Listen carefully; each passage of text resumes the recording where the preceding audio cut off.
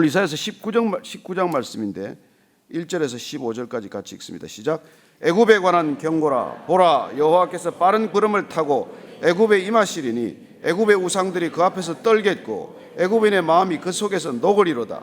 내가 애굽인을 격동하여 애굽인을 치리니 그들이 각기 형제를 치며 각기 이웃을 칠 것이요 성읍이 성읍을 치며 나라가 나라를 칠 것이며 애굽인의 정신이 그 속에서 쇠약할 것이요 그의 계획을 내가 깨뜨리리니 그들이 우상과 마술사와 신접한 자와 요술객에게 물으리로다. 내가 애굽인을 잔인한 주인의 손에 붙이리니 포악한 왕이 그들을 다스리리라. 주 만군의 여호와의 말씀이니라. 바닷물이 없어지겠고 강이 잦아서 마르겠고 강들에서는 악취가 나겠고 애굽의 강물은 줄어들고 마름으로 갈대와 부들이 시들겠으며 나일 가까운 곳 나일 언덕의 초장과 나일강 가까운 곡식밭이 다 말라서 난려가 없어질 것이며 어부들은 탄식하며 나일강에 낚시를 던지는 자마다 슬퍼하며 물 위에 그물을 치는 자는 피곤할 것이며 세마포를 만드는 자와 배 짜는 자들이 수치를 당할 것이며 그의 기둥이 부서지고 품꾼들이 다 마음에 근심하리라. 소환의 방백은 어리석었고 바로의 가장 지혜로운 모사의 책략은 우둔하여졌으니 너희가 어떻게 바로에게 이르기를 나는 지혜로운 자들의 자손이라 나는 옛 왕들의 후예라 할 수 있으랴. 너의 지혜로운 자가 어디 있느냐. 그들이 만군의 여호와께서 애굽에 대하여 정하신 뜻을 알 것이요 곧 내게 말할 것이니라. 소환의 방백들은 어리석었고 노베 방백들은 미혹되었도다. 그들은 애굽 종족들의 모퉁이 돌이건을 애굽을 그릇 가게 하였도다. 여호와께서 그 가운데 어지러운 마음을 섞으셨으므로 그들이 애굽을 매사에 잘못 가게 함이 취한 자가 토하면서 비틀거림 같게 하였으니 애굽에서 머리나 꼬리며 종려나무 가지나 갈대가 아무 할 일이 없으리라. 아멘. 반면교사라는 말이 있습니다.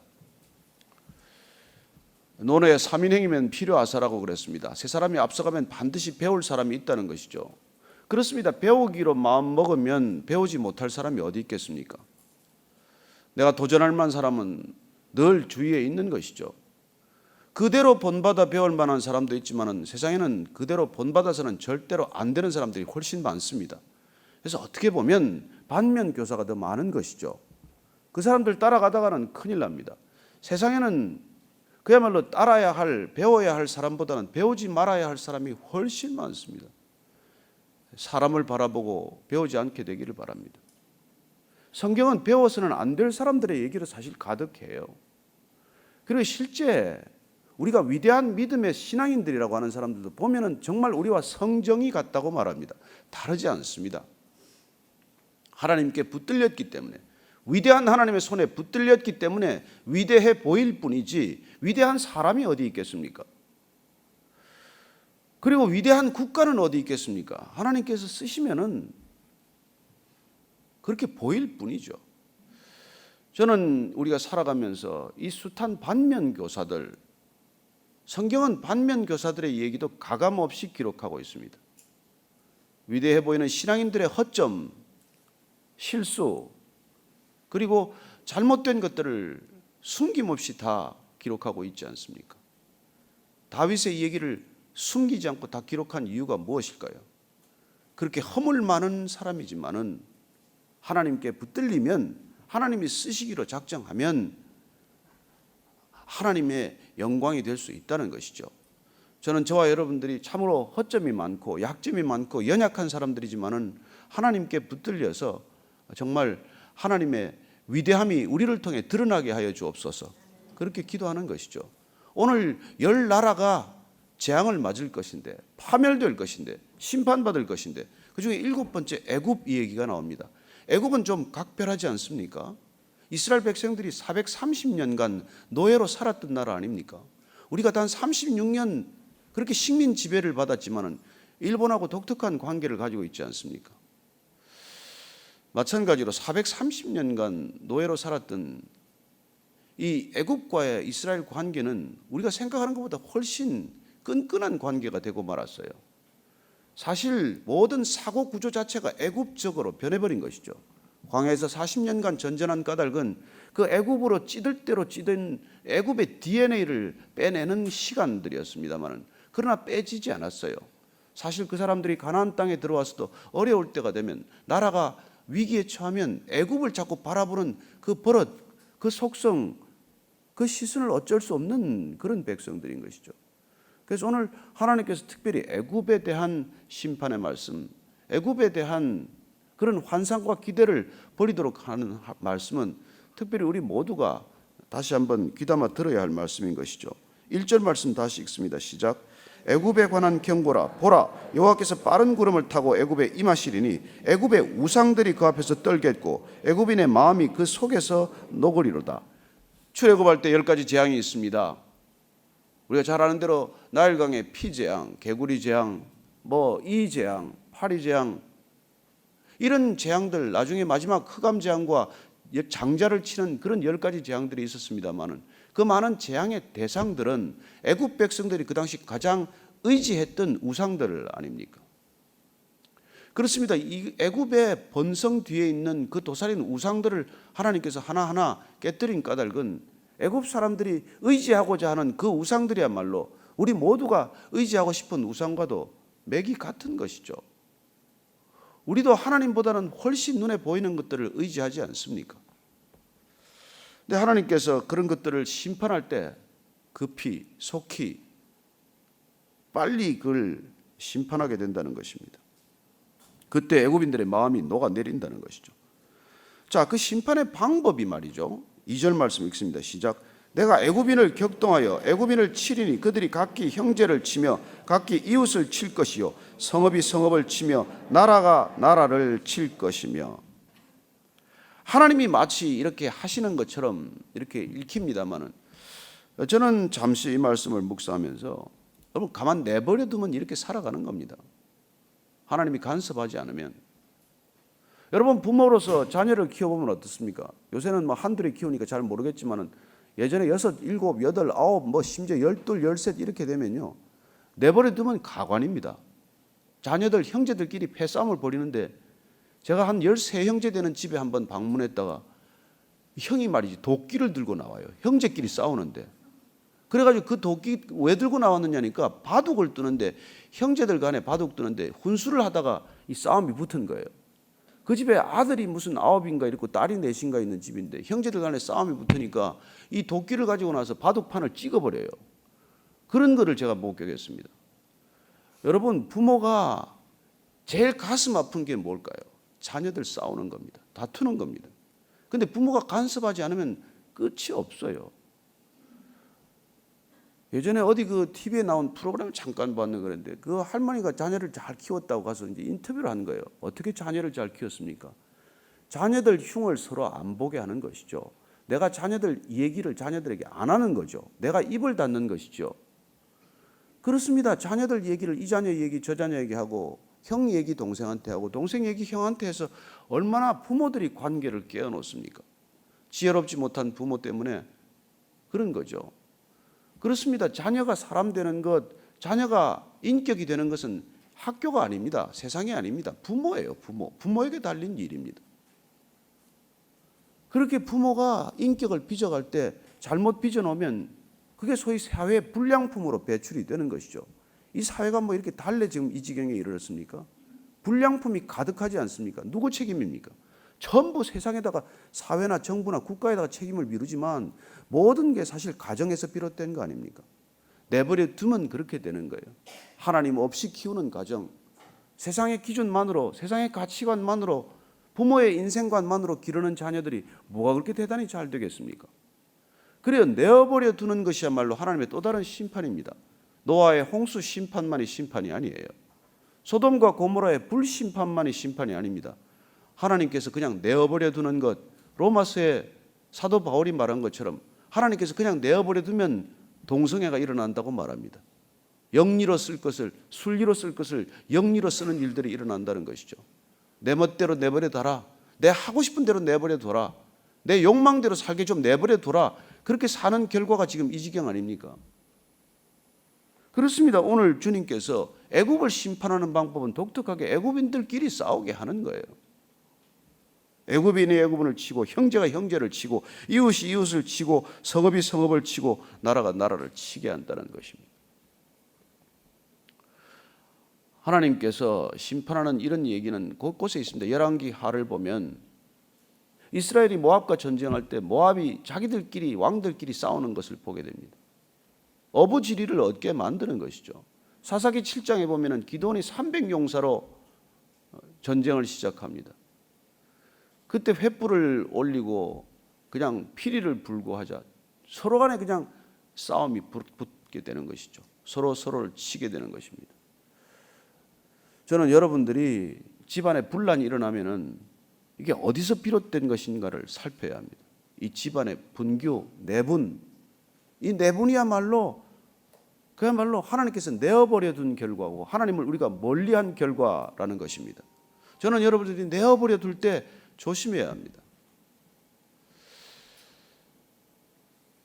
제가 참 이렇게 서로 싸워서 살아난 경험이 있어요. 1980년도 국가가 그렇게 어려울 때 제가 언론인 기자로서 3년차 시절에 사북 사태를 취재하게 되었어요. 4월 21일인가 사북 사태가 발발이 됐는데 그 현장에 제가 기자 3년차로서 수습 기자 하나 데리고 둘이 간 거예요. 근데 광부들이 전부 이게 이미 폭력적인 사태로 돌변했는데 그게 무슨 취재가 되겠어요? 술이 다들 거나하게 취하고 정말 그때 끔찍한 상황이었습니다. 사북역에 끌려 들어갔어요. 그 취재를 하다가 들어가서 왜 왔냐는 거예요. 지금 나가지도 않은데 그때 비상계엄합니다. 어떻게 그게 지금 그래서 비상계엄이라서 여러분들 얘기를 이렇게 취재를 해서 보도를 해도 지금 보도 관제에 걸려서 못 나갑니다. 그랬더니 못 나갈 걸 왜 왔냐고 이제 붙들려서 사북역에 끌려간 거예요. 그래서 죽여라 살려라 난리가 났는데 그래서 제가 그 얘기라도 한마디 하고 내가 여러분들 얘기를 들어보라고. 지금은 당장 나가지 않더라도 이 역사적 기록은 언젠가 밝혀지게 된다. 그래서 여러분들의 주장을 내가 다 들어야 된다. 그런 얘기를 하고는 있는데 그 얘기를 하는 도중에 서로 간에 싸움이 나는 거예요. 이 얘기 더 들어볼 게 뭐 있냐. 죽여라 살려라. 서로 싸우는 도중에 몇 사람이 저를 이렇게 데리고 사북역 밖으로 빠져나와서 사북 경계선까지 이렇게 데려다 주는 바람에 살았어요. 그때 그 순간에 그야말로 이렇게 서로 간에 다툼이 없었다면 빠져나오기가 어려운 상황이었죠. 그때 제가 하나님을 안 믿었지만 그때부터 지켜보셨다고 저는 믿습니다. 어쨌건 우리가 여러분 집안에 분란이 일어나면 먼저 경각심을 가져야 합니다. 이게 어디서 비롯된 거냐는 것이죠. 하나님께서 내어버려뒀기 때문이냐 사탄이 끼어드는 것이냐. 제가 예수 믿고 나서 하도 간증을 해달래서 간증 집회를 몇 번 가려고 약속을 하면요 간증 집회 약속하는 그날부터 가는 날까지 집안에 무슨 일이 생겨요. 끔찍한 일입니다. 그래서 마지막까지 그냥 내가 이런 상태로 간증을 해야 되나, 내가 무슨 입술로 가서 예수님 얘기를 하나, 이렇게 낙심하고 좌절할 때까지 일이 생기는 거예요. 저는 여러분들이 이 영적인 여행을 시작하면서 깨어있지 않으면 여러분 우는 사자처럼 달려든다고 말합니다. 쉬운 일이 아닙니다. 정말 모르고 갈 때는 그냥 소풍 가듯이 가지만은 이 여정을 여러분들이 끝까지 완주하기 위해서는 점점점 더 사실 기도가 필요한 것이죠. 어렵기는 팔부능선부터입니다. 산기슭, 산중턱은 문제도 아니에요. 팔부능선부터 마지막 정상까지, 고지까지 가는 것은 숨이 턱에 달 것 같고 죽을 것만 같고 그냥 포기할 것만 같고, 그래서 예수님께서 땀이 피가 되도록 기도한 거 아닙니까? 겟세마네 마지막까지 가는 것은 궁극적으로 자기 자신과의 싸움이에요. 내버려 두면 이렇게 서로 간에 싸우는 걸로, 서로 간에 그냥 치고 박는 걸로 끝나는 겁니다. 저는 이 나라가 가장 슬픈 게 그거예요. 어떻게 당하고 여기까지 왔는데 또 우리끼리 그렇게 싸웁니까? 무슨 정치를 하겠다고 나서서 그렇게 싸우는 정치인들이 있어요. 지금 이때가 싸울 때입니까? 나중에 그런 사람들 기대하면 안 된다는 얘기가 또 나옵니다. 3절 말씀 읽습니다. 시작. 애굽인의 정신이 그 속에서 쇠약할 것이요 그의 계획을 내가 깨뜨리리니 그들이 우상과 마술사와 신접한 자와 요술객에게 물으리로다. 나라가 망하려면 이런 일들이 생긴다는 거예요. 나라가 망할 때 전조를 이렇게 또 본다는 것입니다. 그렇습니다. 심판의 전조, 파멸의 전조, 멸망의 전조를 보시고 여러분들이 이런 것들을 반면교사로 삼으라는 얘기입니다. 그냥 읽고 지나가면 뭐 하겠어요. 그래서 여러분들이 답답할 때 내가 신접한 자를 좀 물어볼까? 점이라도 좀 봐야 되나? 하다못해 신문에 오늘의 운세라도 봐야 되나? 이런 걸 경계하라는 얘기예요. 그게 다 심판의 전조라는 것입니다. 그 신문에 뭐 겉피다만 무슨 운세 이런 거 그런 거 왜 싣는지 모르겠지만 그런 거 쳐다보지도 마세요. 눈길도 주지 마세요. 여러분 죽었다가 살아난 사람은 그런 거 안 봅니다. 죽은 사람이 살아났는데 뭘 더 보겠어요? 4절 말씀 읽습니다. 시작. 내가 애굽인을 잔인한 주인의 손에 붙이리니 포악한 왕이 그들을 다스리리니 주 만군의 여호와의 말씀이니라. 실제로 아수르에게 점령당하죠. 바닷물이 없어지겠고 강이 잦아서 마르겠고 강들에서는 악취가 나겠고 애굽의 강물은 줄어들고 마름으로 갈대와 부들이 시들겠으며 나일 가까운 곳 나일 언덕의 초장과 나일강 가까운 곡식밭이 다 말라서 난려가 없어질 것이며 어부들은 탄식하며 나일강에 낚시를 던지는 자마다 슬퍼하며 물 위에 그물을 치는 자는 피곤할 것이며 세마포를 만드는 자와 배 짜는 자들이 수치를 당할 것이며 그의 기둥이 부서지고 품꾼들이 다 마음에 근심하리라.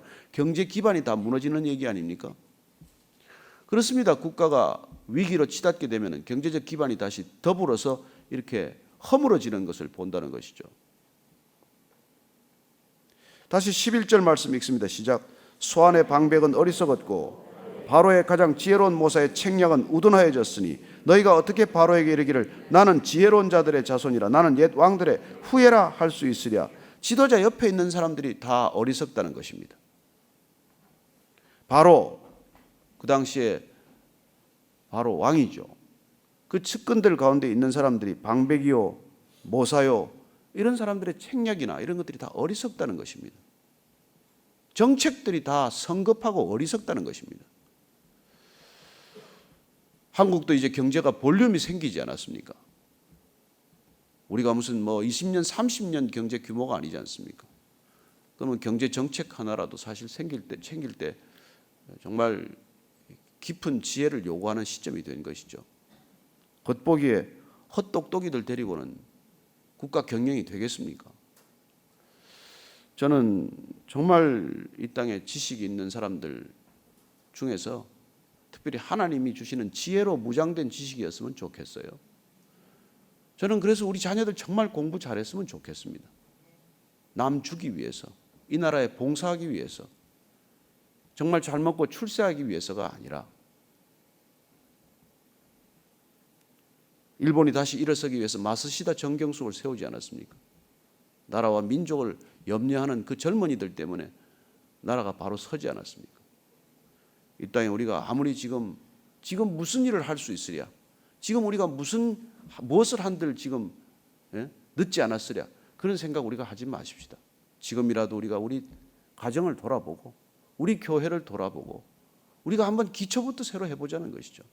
여러분 중요한 건 다 유치원에서 배우고 끝났어요. 유치원에서 줄 서라, 신호등 위반하지 마라, 약속 어기지 마라, 아침에 일찍 일어나라, 먹고 나면 이빨 닦아라. 그런 것만 잘해도 여러분 나라가 제대로 서지 않겠습니까? 무슨 대수 배우고 기하 배우고 영어 배워야 나라가 됩니까? 중요한 거는 거기서 다 배웠어요. 그런데 그대로 안 살지 않습니까? 어른이 될수록 더 안 살지 않습니까? 저도 급하면 신호 위반하고 오거든요. 죄송합니다. 이런 자가 설교를 하면 무슨 능력이 있겠어요? 근데 막 신호 지키려면 그냥 독한 마음을 먹어야 돼요. 참자. 그걸 좀 바꿔줘야 되는 거예요. 이걸 깜빡등으로. 사람도 안 지나가는데 그렇게 2분, 3분 빨간 신호등을 켜놓으면 사람이 범법의 유혹을 느끼지 않냐고요.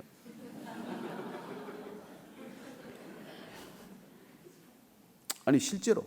그래서 그걸 미국은 네거티브 시스템이라고 그러지 않습니까? 하지 말라는 게 있으면 다 할 수 있는 거예요. 우리는 포지티브 시스템이에요. 하라는 거 아니면 다 하지 말래요. 어떻게 이 시대를 살아갑니까? 이런 것들이 다 여러분 정말 지혜 있는 사람들에 의해서 이루어져야 될 텐데 어리석은 방백 이런 모사들 때문에 어려움을 겪는다는 것이죠. 그만 흥분하고 14절 15절 읽고 마치겠습니다. 시작. 여호와께서 그 가운데 어지러운 마음을 섞으셨으므로 그들이 애굽을 메사에 잘못 가게 함이 취한 자가 토하면서 비틀거림 같게 했으니 애굽에서 머리가 꼬리며 종려나무 가지나 갈대가 아무 할 일이 없으리로다.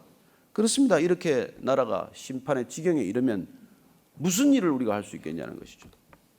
다 이런 지경에 이르고 만다는 것입니다. 그리고 어지러운 마음을 섞었다고 그러는데 혼동스러운 것입니다. 점점 혼란스러운 것이죠. 분명한 기준을 놓쳤기 때문에 여러분, 절대적 기준을 버리면 상대적 기준은 의미가 없습니다. 상대적 기준만으로는 이 세상의 질서를 못 만들어냅니다. 그렇습니다. 지금 우리는 더구나 포스트 모더니티 아닙니까? 각자가 자기 소견에 옳은 대로 살기 시작하지 않았습니까? 어디까지 갈까요? 어지러운 마음이 뒤섞여서 갈피를 잡지 못하는 마음들이 되는 것이죠. 자, 정신 차립시다. 어제 주일 말씀도 그렇게 했습니다만 지금 이 어려운 시기에 전쟁 발발 1순위에 사는 이 한반도에 살면서 우리가 해야 할 일, 당장 해야 할 일 뭐냐는 거예요. 이런 파멸의 전조를 들여다보면서, 아니 우리 자신 가운데 있는 파멸의 전조들을 읽어가면서 지금 당장 할 수 있는 일이 무엇입니까? 첫째는 영적인 능력을 회복하는 것이요, 두 번째는 우리에게 주어진 일에 정신 바짝 차리고 최선을 다해야 한다는 것입니다. 자칫 지금 곁발을 디디면 천길 낭떠러지로 떨어질 때예요. 아침에 깨어서 기도하시고, 잠들기 전에 깨어서 기도하시고, 하루 종일 기도하십시오. 하루 종일 하나님께 붙들려 있는 상태, 그게 기도하는 상태 아닙니까? 오늘도 주님 놓치지 않고 동행하는 저와 여러분 되기를 축복합니다. 다시 기도할 때 하나님 깨어있게 하소서, 분별하게 하소서, 반면 교사로부터 배우게 하소서. 그렇게 한번 같이 기도하십시다. 하나님 아버지, 정말 혼란스러운 시대입니다. 혼란스럽습니다. 누구를 배워야 합니까? 누구를 따라가야 합니까? 어떤 국가 정책을 신뢰해야 합니까? 하나님, 그러나 저희들이 말씀을 기준으로, 하나님 기준으로 다시 한번 분연히 떨치고 일어나서 주님을 따르기로 결정한 까닭은 살아가는 우리의 삶의 환경 전부가 아무리 어지럽고 어리석을지라도 주님, 이 백성들 긍휼히 불쌍히 여겨주시고, 하나님 이 땅 이 나라 이 민족을 불쌍히 여겨주시고, 한국 교회를 불쌍히 여겨주시고, 하나님 아버지 저희들을 불쌍히 여겨주옵소서. 하나님, 지혜로운 채 하지 않겠습니다. 잘난 채 하지 않겠습니다. 무엇이나 된 듯 하지 않겠습니다. 거만하지 않겠습니다. 교만하지 않고 오만하지 않겠습니다. 주님, 겸손히 주 앞에 엎드리겠습니다. 불쌍히 여겨 주옵소서. 하나님 아버지, 각 나라가 심판받는 이 얘기를 읽어가면서 이사야의 예언을 통해서 다시 한번 배울 수 있기를 원합니다. 주님, 굳건히 주님의 반석 위에 서게 하여 주옵소서. 흔들리지 않게 하여 주옵소서. 어지러움 속에 길 잃지 않게 하여 주옵소서. 넓은 길 탐하지 않고 좁은 길 걷게 하여 주옵소서. 이제는 십자가에서 그 좁은 길 보여주신 우리 구주 예수 그리스도의 은혜와 하나님 아버지의 크신 사랑과 성령의 인도하심이 오늘 하루 이 불안한 시대를 살아가면서도 잃지 않는 평강 가지고 살기로 결정한 이 자리에 고개 숙인 모든 샬롬의 사람들 위해 지금부터 영원까지 함께 하시기를 간절히 축원하옵나이다. 아멘.